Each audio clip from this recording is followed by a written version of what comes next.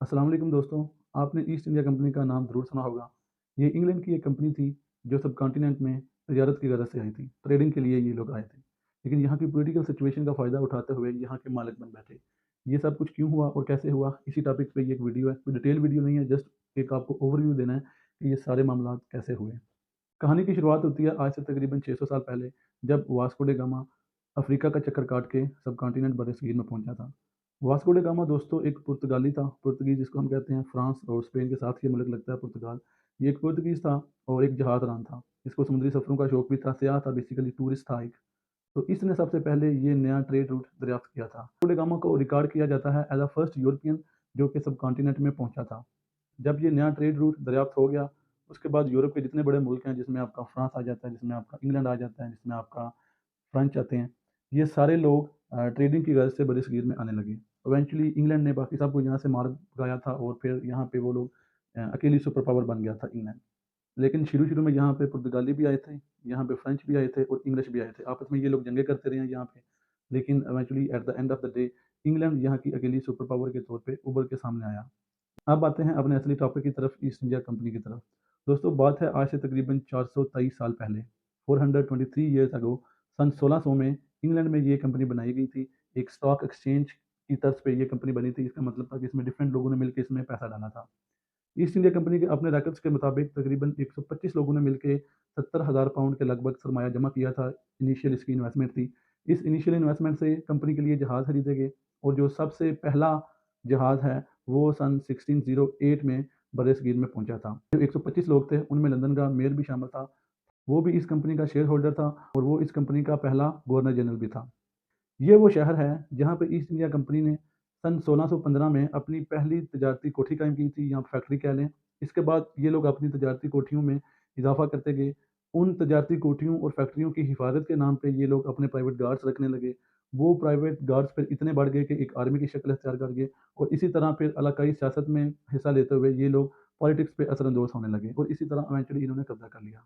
सन 1615 में अपनी पहली फैक्ट्री कायम करने के बाद जो नेक्स्ट बड़ा ब्रेक थ्रू आता है ईस्ट इंडिया कंपनी की हिस्ट्री में, वो आता है साल 1668 में, जब ईस्ट इंडिया कंपनी ने मुगलों के खिलाफ जंग छेड़ दी थी। ये दोस्तों किसी भी लिहाज से कोई अक्लमंदी का फैसला इसको नहीं करार दिया जा सकता, क्योंकि उस वक्त मुगलों की तादाद एक मोहतात अंदाजे के मुताबिक 40 लाख से ज़्यादा थी और ईस्ट इंडिया कंपनी के पास लाखों में भी लोग नहीं थे, बल्कि हज़ारों में थे। और वो जो हज़ारों की आर्मी थी, उसमें से भी 70 टू 80% जो था वो यहाँ के लोकल्स इन्होंने भर्ती किए थे। इंग्लिश रेजिमेंट्स बहुत कम थी ईस्ट इंडिया कंपनी के पास। दोस्तों, इस जंग में ईस्ट इंडिया कंपनी को इबरतनाक शिकस्त का सामना करना पड़ा और गवर्नर जनरल को जहांगीर के सामने घुटने टेक के माफ़ी मांगनी पड़ी। इसके बाद जाके जहांगीर ने इनको माफ़ किया, इनको दोबारा तजारत की इजाज़त दी गई। अपनी इस गलती से फ़ायदा उठाते हुए इंग्लिश कौम ने बहुत ज़्यादा सबक सीखा। इन्होंने अपनी पावर को ज़्यादा किया, अपनी आर्मी को बढ़ावा दिया, अपनी तजारती कोठियों को ज़्यादा करने लगे, लोकल पॉलिटिक्स में ये लोग इन्वॉल्व हो गए।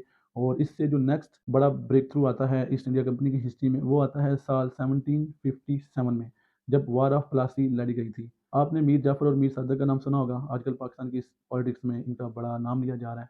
ये इसी 2 जंग के करैक्टर्स हैं। दोस्तों, ये जंग लड़ी गई थी नवाब सिराजुद्दौला और ईस्ट इंडिया कंपनी के खिलाफ। नवाब सिराजुद्दौला उस वक़्त बंगाल के हुक्मरान थे और इनको मदद हासिल थी फ्रेंच आर्मी की। दूसरी तरफ ईस्ट इंडिया कंपनी की जो इंग्लिश आर्मी है, उसकी कमान कर रहे थे लॉर्ड क्लाइव और उन्होंने साथ मिला लिया नवाब सिराजुद्दौला के जो 2 सिपह सलार हैं, चीफ ऑफ आर्मी स्टाफ आप कह लें, मीर सादक और मीर जाफ़र को। कहते हैं कि उस वक़्त का लाखों रुपए का गबन, लाखों पाउंड इनको दिए गए थे, जिसके बदले में इन्होंने गद्दारी की, तारीखी गद्दारी की। अगर ये लोग गद्दारी ना करते तो शायद आज बरसगीर का नक्शा कुछ और होता। इनकी गद्दारी की वजह से नवाब सिराजुद्दौला ये जंग हार गए और बदले के तौर पे ईस्ट इंडिया कंपनी ने मीर जाफ़र और मीर सादक को बंगाल का नया पपेट हुक्मरान बना दिया। इसके बाद पूरे इंडिया में जो एक ताकत रह गई थी जिससे अंग्रेज़ डरते थे, वो थे टीपू सुल्तान। दोस्तों, टीपू सुल्तान का नाम भी आपने सुना होगा। ये भी बंगाल के एक हिस्से के मैसूर की रियासत के हुक्मरान थे। इन्होंने अंग्रेज़ों के खिलाफ जिहाद जारी रखा।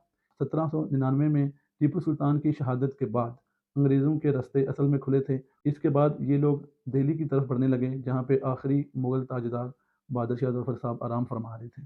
बेसिकली अगर हम सोचें तो ईस्ट इंडिया कंपनी का जो इक़्तिदार है, वो सन 1757 में शुरू हो गया था जंग प्लासी के बाद और 1857 तक, 1857 तक, 100 साल तक उनका ये दौर रहा है।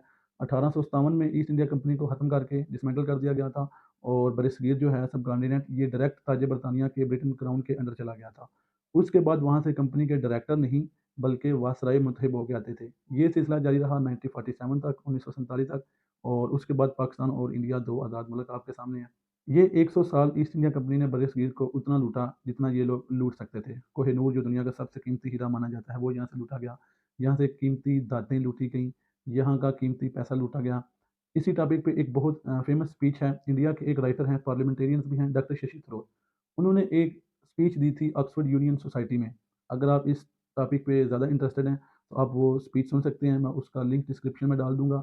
और उन्होंने पिन पॉइंट करके बताया है कि ब्रिटिश ने कब, क्यों और कैसे कितना-कितना माल लूटा है बरसगीर से। तो दोस्तों ये तो थी एक ओवरऑल ईस्ट इंडिया कंपनी की हिस्ट्री।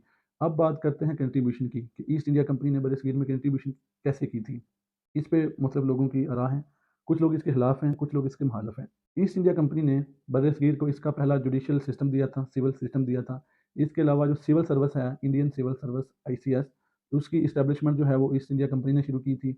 इसके अलावा बहुत से ऐसे ब्रिजेस हैं, सड़कें हैं, रेल का निज़ाम है, तार का निज़ाम है, पुलिस का महकमा है, मॉडर्न वे ऑफ गवर्नमेंट के जितने भी ज़रूरी महकमे हैं, वो सारे ईस्ट इंडिया कंपनी ने अपनी ज़रूरत के लिए इंडिया में कायम किए थे।